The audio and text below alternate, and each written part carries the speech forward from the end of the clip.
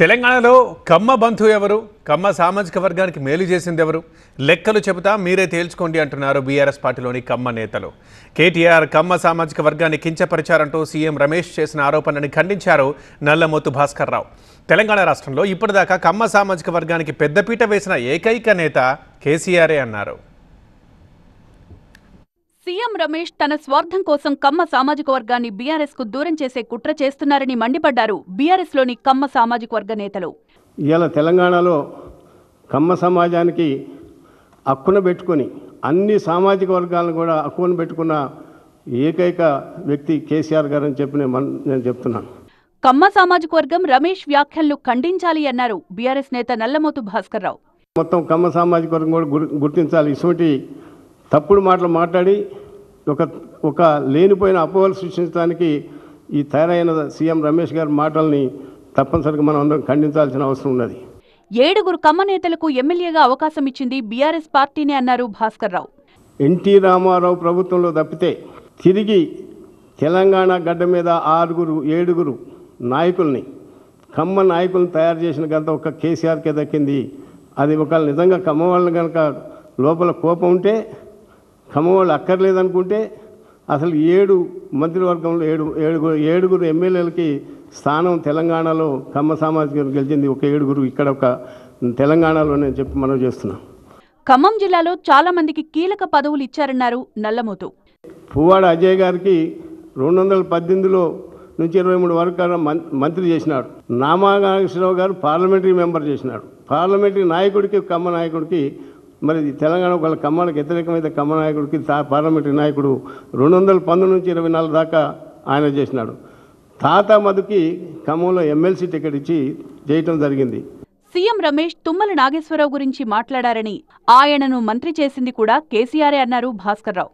తుమ్మల నాగేశ్వరరావు గారు 14లో ఊడిపోయి ఇంట్లో పండుకుంటే తీసుకొచ్చి మంత్రి ఇచ్చి అంటే ఎంత గొప్ప దార్శనికులకు ఇదే విషయం కమ్మోళ్ళకి వ్యతిరేకమనే దానికి మరి నువ్వు మాట్లాడే మాటలకు దీన్ని బట్టి సిగ్గు నువ్వే తుమ్మల నాగేశ్వరరావు గారి పేరు ఆయన తీసిండు కాబట్టి చెప్తున్నాను. ఆయనే తీసిండు తుమ్మల నాగేశ్వరరావు గారు పెద్ద లీడర్ అని.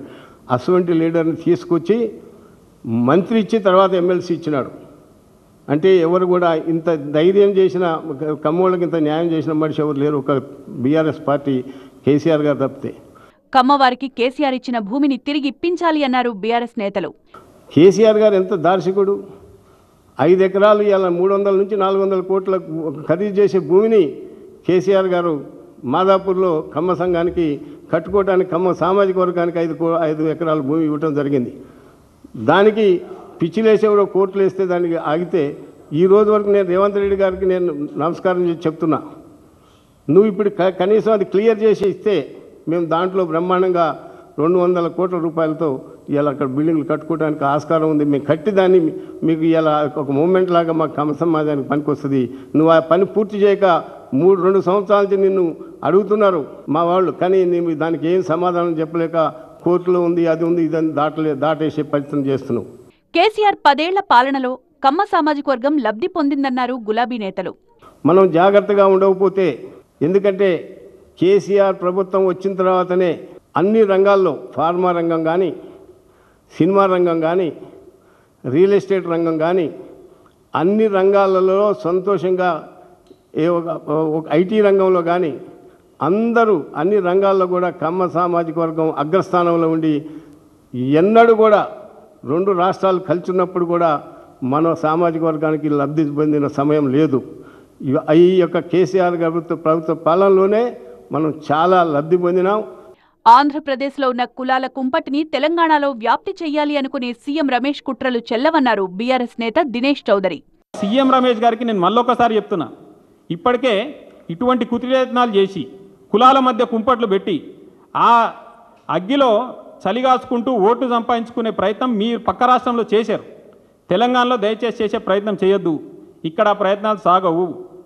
కాంగ్రెస్ పార్టీకి చిత్తశుద్ధి ఉంటే జూబ్లీహిల్స్ టికెట్ కమ్మ సామాజిక వర్గానికి కేటాయించాలి అన్నారు బీఆర్ఎస్ లోని కమ్మ సామాజిక వర్గ నేతలు.